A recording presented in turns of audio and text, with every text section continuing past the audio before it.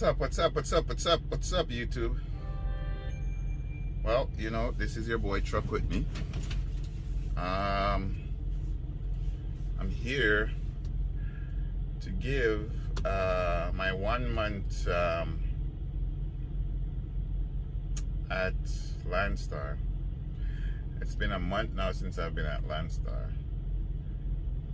So I'm here to talk about my 1 month here at Landstar. Now, before we get into all of that, I mean, for all the people that subscribe to my channel, much appreciated. But we need to get a lot more people subscribing, because I want to be able to do some lives, you know, on location when I'm, you know, doing my when I'm doing some of my trips or some of my loads. You know, I just want to do some of it live, you know, not holding the camera and driving and all that, because I don't need to do all of that. But I really do need to start doing some lives, you know, lives from pickup or live from delivery, whatever. But anyways, if you haven't subscribed to the channel yet, go ahead and subscribe. Hit the subscribe button down there, somewhere down. I don't know, it's somewhere down there. You'll see it. And then hit the notification bell. That way you can get notified whenever, you know, the videos drop. Now, my last video was, I don't know, like 3 weeks ago or so. Said I would wait and try to do another video when it's like, you know, my 1 month at Landstar. Now, what do you see in the bottom of, what do you see in the description of the video or the title of the video? Well, let's talk about that. Do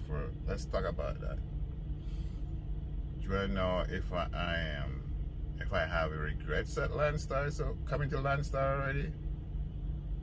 Well, let's just talk about it, and then I'll let you determine if I'm having regrets or not. I mean, you're not deciding for me, but then, you know, everybody have their opinion. So far, I am the month. Well, let's put it this way. When I started out the month, I was like, I was happy about a lot of stuff. Do you know what I mean? I was happy about a lot of stuff, but I came into this understanding that when I was coming to Landstar, I had the understanding of what it is. You know, you know, it comes as advertised, whether it's advertised by the company itself or whether what you see on YouTube, and that's a fact. What I mean by that, when you hear people like talk about it from Landstar, you know, you can get loads. There's a lot of loads on the load board, and you can make money. You can do this and you can do that. You know, thousands and thousands of loads. That's true. There's thousands and thousands of load on the load board, and that's true. You can make money. On the other hand, when you hear people talk about it on YouTube and people are not happy about it on YouTube, I can see their side too. Because even though there's a lot of loads on the load board, there's a lot of loads that are on the load board that are really not on the load board when you go for it. What I mean by that is, like, you'll see 80,000 loads on the board, and you see a load that you like, and you call that load, you're like, you want to get that load. But guess what? That load is gone. So you don't have 80,000 on the board no more. Then you hang up and you see another one you call right away. That load is gone. Call again, that load is gone. Call again, that load is gone. When you put in your criteria for what you want, you have loads that pops up that is not in your criteria, and then you're calling about the load, and when you're about to call about the load and you're going over the criteria, you're like, wait a minute, I didn't put in reefer. Why is this a reefer load? Well, that's because some of the loads will say reefer, or a vented van. So Landstar trailers, they have their vented trailers, so you can take that load, but you have to make sure that it's not going to be something that requires reefer. But sometimes it will say that, and when you call, they'll be like, yeah, do you have a reefer? And you'll be like, no, it says it didn't say, it didn't, yeah, I didn't put in reefer criteria. And it's like, yeah, this needs a reefer. So that load doesn't exist for you no more. So what I'm saying is, like, you know, there's a lot of loads. You can always brag and say there's a ton of load on the load board, but if the loads are not really there, if you're putting them there but they're already gone, they're really not there, so you need to take them down.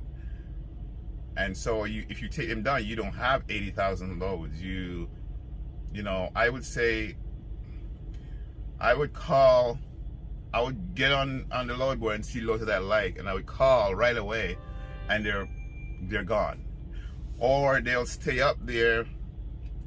And what will happen is, when you call for it, it's the wrong, you know, it's in the wrong criteria, and they'll be like, oh, it should have been taken down. Okay, we'll take it down for you. Now Landstar when they in orientation, they tell you, like, if it's on the board and it's gone, you can call in and let us know, and we'll get on them. Well, if I'm supposed to do that all the time, then I'll spend more time trying to get those loads off the board without getting a load to run. That's kind of like my situation. Now, everybody's situation is different, but I'm telling you from my 1 month so far of experience here, that's what I've been faced in. My first week trying to run, I strung together 3 loads, and my 3 loads would give me a nice week. Not the greatest week, but a really good week, a really nice week. My first load that I was supposed to pick up says pick up at 2 o'clock. When I got to the shipper, no, you're early for your load. I'm like, when does the load pick up? Load picks up at 5 o'clock. What? Now I have 3 loads strung together. So I'm like, okay, this is not gonna really work for my time, but okay, I think I can wait 2 more hours, 3 more hours. I'm trying to do the calculation in my head about this load, with my clock and everything. I'm like, okay, fine, I'll hang out and wait until 5 o'clock. 5 o'clock came, went back to go check in. Now they're telling me, yeah, you're really early for your load. Your load is still not ready. I'm like, what do you mean it's not ready? The load was scheduled for 2 o'clock, then you change it to 5 o'clock. And now you're telling me I'm still early? I don't think I'm still early. At this point, we're late. I said, what time is the load going to be ready? Well, the load is going to be ready at the drop dead time. And I'm like, the drop dead time was already 2 o'clock. No, the drop dead time, the load's not going to be ready until the drop dead time, or after the drop dead time, which is about 2 hours later. So I was like, what time will it be ready? Oh, it's not going to be ready until about 9 p.m. I'm like, no, that's not going to happen. I got in touch with the agent trying to tell me, like, let me call them, let me talk to them and see what they say. I said, no, I'm not going to stay on this load because it's not going to work for my clock. I have to deliver this load first thing in the morning. I'm not going to have enough time on my clock. My clock was started at 11 o'clock because I have to drive like 2 hours to come and get it. Like an hour and a half, 2 hours to come and get it. And your time's not ready. So I ended up like just asking the agent to cancel me out of this load. He's like, oh, but if you stay, you can stay and I'll get you detention. No, you're not. What part are you not understanding? I have other loads that I have to go pick up. And even if I was supposed to stay here and wait for this load is supposed to deliver first thing in the morning. My clock is gonna be done. I can't stay here and take my break. So how am I gonna make it to my delivery in the morning? Then I have to drop it there and then go pick up my other load. So he said, that's not gonna work. Oh, if you get off of it, you're not gonna get detention or truck not used or whatever, blah blah blah blah. I'm like, you tell me the time, you sent the time over for 2 o'clock, then you again change it to 5 o'clock, and I decided to stay. You want this, it's not gonna work, and it doesn't work for me, so get me off of it. Then I have to call, you know, operations at Landstar. Operations call them, the agent, and the agent try to tell them, oh, my appointment time was supposed to be at 5 o'clock. So right there, the agent is lying already. So I said, you know what? You can say whatever you want. I'll send you all the email and everything that we have. So I sent it to the agent. I said, the time was for 2 o'clock. I said, right now this guy's a liar and I don't want to run nothing for him. So just get me off the load. And so they cancel out the load. And I said I would never use this guy again. Never. This guy is now here's the thing. In a sense, I kind of knew this was gonna be a problem load to begin with, but it would have gotten me where I wanted to go without having to deadhead. And the reason why I knew it was gonna be a problem load to begin with was when I booked the load first, this actually wasn't what I booked. What I booked was a different load. And when I call in for the load, like I said, they say, oh, that load was gone. That load was gone. But here's the tricky part. And so, all right, you know, I'm going to see what I can do for you and help you out. You're not helping me out, but I'm just like, okay, fine. And at that point, I'm not thinking like that to this guy. So anyways, I let him find something. He find this load that I canceled that to give to me, and this load was a mess. So because of the first load that I called in for that was on the board but really wasn't on the board, he end up giving me this load that screw up anyways. So I had to get off of it, and I said I wasn't going to use this guy. All right, fine. I had to deadhead to go pick up my other load, which was what I was trying to avoid. So I still had to end up go deadheaded. My second load was good. The agent was very nice, good. You know, dealt with me all the way. Like, you know, I was like on top of everything, checking to make sure that I was cool. I was good with everything. All right. Problem is, my third load was with the same guy that screwed me over on the first load. So I'm like, okay, well, that load that I canceled from you. He asked me if I'm still gonna keep the other one, my third load. I say, yeah, as long as the time and everything is good, yeah, I'll keep it, and as long as you're not messing with it, all right, fine.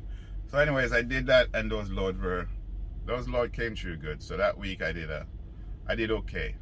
I was short for one load, but whatever, I still made out okay. All right, fine. So my second week of running now, called for another load, got the load, booked onto the load. Then the agent said to me, what time would I want to, because on their loads, they have like a window on it, but some of them want an appointment, want you to put in the time that you're going to make it. And so I said, well, since I know I have to drop my load and I'm picking up pretty much the same day, I said, okay, it's not a lot of deadhead, it's very limited deadhead. So I said, you know what, I can make it to it. Actually no, I was picking up the next day. I said, actually, I can get there about, I don't know, 1 o'clock. She come back to me and said, oh no, they're not open until on that day, the 15th. The 15th is a Good Friday. Now I knew the 15th was a Good Friday, and I was like, okay, I was looking for loads that I could pick up, but then I was like, maybe some place might be open, because some places do still work on Good Friday. And so I was like, oh, I guess they still work. So come to find out, when we booked the load, nope, they're not open the 15th. So now we have to cancel that load. So now I'm trying to scramble to find another load. Anyways, find a different load, and It was okay, Lord. I had to deadhead some miles to go get it. I had to do a lot of deadhead to go get it, and went and then went and delivered that load. Pick up in Tennessee, deliver it in Washington. Book a load in Washington. I mean, book a load. Went on there, book a load from Washington. So we're gonna go pick up in Idaho and taking it back to Washington. Book the load, and come to find out when we're ready to go get the load now. Yeah, that load is not gonna be ready, so we're gonna have to cancel it out. It's not, they're having problem at the shipper, blah blah blah blah blah. So that bust my week, because I was supposed to after dropping that load from Tennessee to Washington, I was supposed to get one more load in to finish out the week. So that bust the week. Alright, whatever. Then start looking for other loads. Then my phone ring and I get a phone call. Yeah, I was wondering if you want to do a repower because your gyro is stranded. I'll pay you X amount of dollars to go pick up a. And I have my, you know, if you've watched my video, in my first video, I was like, I don't want to change my trailer because I did everything to make sure I had a good trailer, right? So I said, no, I'm not gonna do that. I'm not interested. No, the problem me, this is me. I decided to, like, you know, just be like, have a conscience and be like, what if it was me, you know, would I want some help? If I can help, just to do it. And so I call back the agent and I'm like, where is this guy located? When it needs to deliver? Blah, blah, blah, blah, blah. And so I said, you know, I'm going to try to help you out with this situation because, you know what, whatever. Maybe if it was me, I would need help. So I said, okay, where's the guy located? They said he's in Petra in Spokane, and I'm going to Spokane, Washington. Well, I was in Spokane, Washington. So anyways, I said, okay, is that trailer, does that trailer have to get inspected? Well, yeah, last time it got inspected was in November of last year. So, I mean, it's still DOT, but it's just the 120 days for Landstar. So it needs to get inspected. It needs to get inspected. Okay, where's the guy at right now? He's at a Petro in Spokane, Washington. I said, okay, and how long he's been sitting there? Oh, he's been there the day before. So okay. And I'm like, and it needs an inspection, right? Because in my mind, I'm like, if this trailer needs an inspection, this guy's not going anywhere and he's sitting at a petrol location. Why don't he just get the trailer inspected? And he knows it needs inspection. Do you know what I'm saying? So I said, oh, okay, all right, fine. So I said, I'll help you out. So I go over there, start inspecting the trailer. Right away, the trailer needs inspection. The trailer has a problem with the tire or whatever. And I said, this got to get inspected. So I let them know that, you know what, I'll take this, but this trailer has to get inspected, and the tire, there's a tire that has a problem with it. It had a nail in it, but it's at the side. So I'm like, this is a problem already. So anyways, got the inspection done the next day. I mean, something that the guy could have just did because he sat there the whole time. Got it done. The appointment time was for the 22nd. There's no way I was going to get it on the 22nd, but they don't open on the weekend. So I had to sit on the load until the Monday to deliver it. So I took my time and drove over from Washington, deliver it on the Monday, get it over and done with. Now I needed a load to go back to get out of. The load was delivering in Pennsylvania. I needed a load to get back out of Pennsylvania. Went on the load board and found the same guy who screwed up my first load. And he had a load, and I called in for the load. And guess what? Like clockwork, sure enough, oh, this load is gone. Oh, but you know what? I think I can do something for you. Hold on, let me check something here. I think I can do something for you. And sure enough, he come back with some very tight load to go pick up. But I told him my criteria, what I needed, the time and everything. So anyways, he came back with a load, and the load that he came back with was real crap. But the pattern with him is that I notice is like with this guy, they will have the load on the board even though it's gone, and then when you call in, you know it's gone, and then they say, oh, I can help you out. But their help out is helping themselves out because they have a load that they want to move. You know what I mean? So anyways, end up getting this load. This load gets screwed over. I'm stuck on this load for freaking, it missed the appointment time because the time was too tight, and then I'm stuck on it until the 3rd. And this load picks up on the 25th. Think about that for a second. Anyway, so am I regretting being at Landstar? No, I'm not regretting being at Landstar. What I am is I'm a bit frustrated with some of the tactics and some of the stuff that that's going on over here. Some of the agents, honestly, I'm not gonna lie to you, some of the agents are just terrible, and that is as advertised. If you go on YouTube, that is as advertised. It's not a lie, it's the truth. Drivers who have trailers don't want to do inspection on them. That is as advertised. Some of them don't want to do the inspection. Look, that was a perfect example. That guy was sitting at a petrol on a repower load, and a load that he needed repower, and he was there because it took me at least a day to get to him, that he could have gotten the inspection done, and he knew it needed, because when I spoke to him, he was like, yeah, I mean, some of it is like the tires and stuff were like questionable, but okay, if it's questionable, get it done. You know the inspection passed already. It's blaring red in your app, so get it done. But no. So that is as advertised. The whole loads on the load board were, yeah, there's a lot of loads on the load board. A lot of them are gone though. And I'm not gonna be like spending my day just trying to calling to Landstar to tell them, hey, these people load still on the load board, and I keep calling them. Well, if I was supposed to do that, I'll never book a load probably for that day. So that's kind of annoying. Another thing is annoying is things.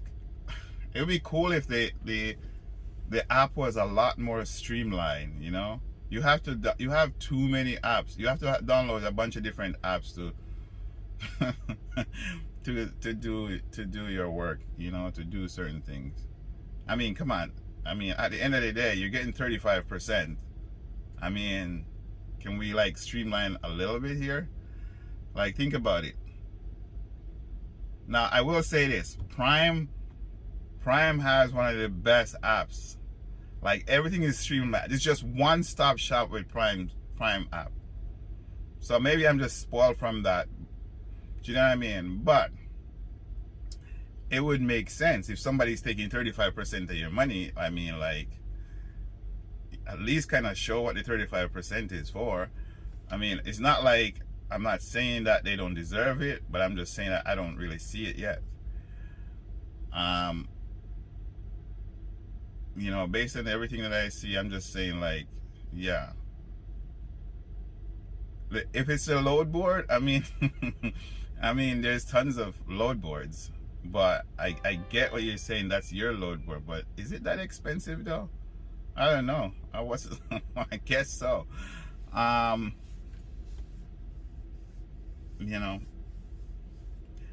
the most part, I'm just gonna chalk this month up as a learning curve. And in everything you're gonna have a learning curve. Did I make money?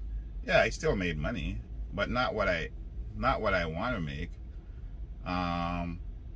You think about the load that I got stuck on for how many days now? That's a whole week, and that's just for that load. So that's not really making me any money. I mean, I still not going out. I'm still getting a settlement. I'm still getting money. I'm still getting a net to my bank account, but you know, I'm not out here to work. I'm not out here to work as a owner operator, taking home mega carrier money. Do you know what I mean? So I've been out here like a month now, so I'm gonna take some time off, you know, regroup and come back. Now, all of that I said is, you know, is my experience. But you also have to understand too, you're running as an owner operator. So this is all going to be your responsibility regardless. Now, I can see why people think that it's not fair with the 35%. I can get that. But at the end of the day, you know, if you go on your own, you're still going to have these issues that you're going to have to deal with on your own. But I can see why people say, you know, I might as well get my own authority, because then I'm going to deal with them anyway. So why should I give away my money to somebody who's really not even, in a sense, they're really not there to help you. They're more like there to guide you. Do you know what I mean? It's kind of like the way it is with Landstar. They're more like, it's like a dictionary. You hear a word and you want to know what it means, and so you look it up in the dictionary to see what it means. Well, it's just kind of like the same thing with Landstar. You have an issue with something and you call them up, and they'll be able to say, well, maybe you should talk to this person, or get with the agent, or it's not like they're gonna do to help you, really. Do you know what I mean? They're not gonna, like, you know, at least not from what I see or what I've dealt with. Because even with the situation with the other guy there, with my first load, I mean, the lady was very nice. She was nice, and then she did call back and check to make certain that, you know, everything was good. And but it's not like she could do anything. Like, she's like, well, you know, we got to call the agent and talk to the agent and get. So you still have to deal with it on your own as an owner operator, and that's what you gotta realize, that regardless of how you see it over here, you have to take it as, okay, take out Landstar out of the mix. I know they're taking your 35%. I know it. But let's just take it out of the mix and say, I'm on my own. Do you know what I mean? And so every little problem you have to deal with on your own, regardless. You can call them. Sometimes you call them, and it depends on who you call. They just try to pass you off to the next person. I understand it's probably not their field or whatever, and sometimes it's like they just want to get to the next call that they have to deal with. So I get it. So it's a rough start for me for the month. That's a fact. I'm not gonna pretend. There's no sugarcoating it. But I'm gonna use this as like I said, a learning curve, and then come back. I know what the issues are. I know how to fix them, and that's what I do. You know, figure out problems and then I fix them. So that's not an issue. I'll be more focused when I come back, because I also have a lot of other stuff that I have to deal with. So, you know, I'm not 100% focused as I would like to be. So, but yeah, that's what's going on over here with me at Landstar. It was a rough start to my journey here. It's gonna keep happening. It's gonna keep happening. It's not like it's not gonna be like, okay, all of a sudden loads are gonna be just, every load that I call is gonna be good. No, It's not gonna be like that. But I have a different approach to everything now. I have a different strategy for everything. Um, you know, you go in and you have to understand that you are going to have to, there is going to be a learning curve. You have to realize that. Regardless of whatever anybody says, there's always going to be a learning curve. Now, how hard the learning curve is, man, that's what it all depends.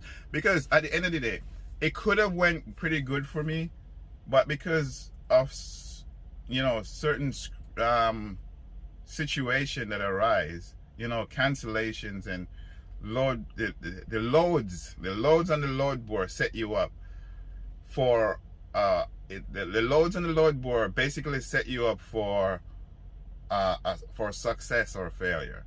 So if you set up where you have, actually I had 3 loads that canceled on me because I actually had another load that I booked after I dropped this load, and then they called me and left me a message that they canceled and sent me an email that load canceled. So there's a bunch of cancellation, like 3 cancellation already. Like, think about it.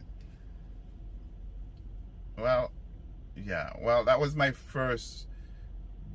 Yeah, that was my second real cancellation. The first one was with the first one was with the agent that had me for Good Friday, but they weren't open. That, I say the first real cancellation because I'm not counting the one that they mess up on the time schedule with that load from that agent. I'm not counting that. That's more like that would be more like the they put in bad time, but they still wanted me to keep the load. Like, no. So like I actually had 3 cancellations. So once one load cancel on you, you have to, if you can fill that slot to go to that area, then you're gonna have to cancel the other loads. So that's the problem. If all those loads came through good, then I would have had a great month at Landstar. But so now, like I said, I come back and I approach this thing in a much different way. So not the best start, but not the worst either. It's not that I don't make more money. It's more like it's frustrating. That's what it is. It's a little bit more frustrating. I gotta say though, I want to do a video about Prime, and the reason why I do a video about Prime is because they keep sending me this Stay Matrix thing to do I guess an exit interview. They always send me this thing, and I'm not interested in doing no survey or whatever. But they keep sending me and say it's anonymous. If it's anonymous, how do you know I didn't do it already? No, it's not anonymous. You have a thread to prove that I did or what I said or what I didn't say. You can say whatever you want, but it's not anonymous. So since you want me to do it, I'm gonna do one on YouTube, just so we're being transparent. So I think I'm gonna do one about Prime. But anyways, don't forget to subscribe. Sounds like my spirit is dampered. Yes, it is a bit, but I'm not. It's not where I'm like, okay, I'm leaving Landstar, man. This is crazy. No, not like that. I'm actually more focused on what I have to go home and do. Like, I got a lot of stuff that I got to get covered.